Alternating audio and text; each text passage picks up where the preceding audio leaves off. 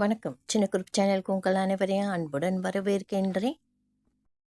வணக்கம். சின்ன குரூப் சேனலுக்கு உங்கள் அனைவரையும் அன்புடன் வரவேற்கிறேன். நீங்கள் இப்போ பார்க்குறது மரைன் கிங்டம் எக்ஸிபிஷன் தான். அதில் ஃபிஷ்ஷஸ்லாம் ஏற்கனவே முதல் பதிவு போட்டேன். இது செகண்ட் பதிவு தான்.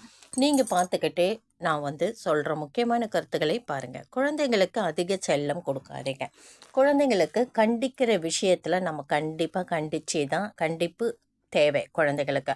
அதுவே கண்டிப்பு அதிகமாகவும் இருக்கக்கூடாது. செல்லமும் கொடுக்குற நேரம் கொடுக்க வேண்டும்.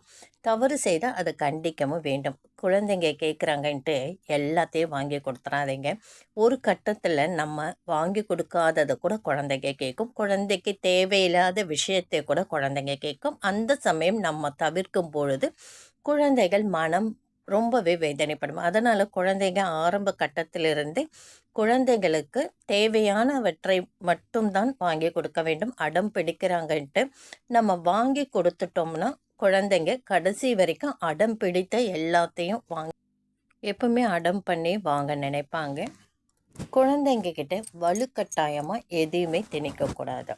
அவங்க வெறுப்பு அறிந்து நாம் அவங்களுக்கு எது ஏற்றது என்பதை புரிதல் செய்ய வேண்டும். அவங்க புரிஞ்சு அவங்களே மனமாற்றம் அடையணும். எதையுமே நம்ம வலுக்கட்டாயமாக இந்த குழந்தைங்க கிட்ட நம்ம திணிக்கும் போது அதுங்க ரொம்பவே மனசு வருத்தப்படுவாங்க.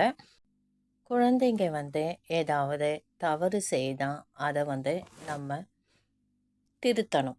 இது தவறு, எந்த விஷயத்தை நீ செய்யக்கூடாதுன்ட்டு சொல்லணும். அதையும் மீறி குழந்தைங்க அடம் பிடித்தால் குழந்தையின் தந்தையிடம் சொல்லி அவங்க கண்டிக்காமல் அன்பாக அதை சொல்லி திருத்தணும். அப்போ குழந்தைங்க ஏற்றுக்கிறோம். குழந்தைகளாகட்டும், வளர்ந்த குழந்தைகளாக இருந்தால் கூட சில பொருள் மீது ஆசைப்பட்டு அவங்க கேட்பாங்க. அந்த பொருள் தேவையில்லாமல் இருக்கும்.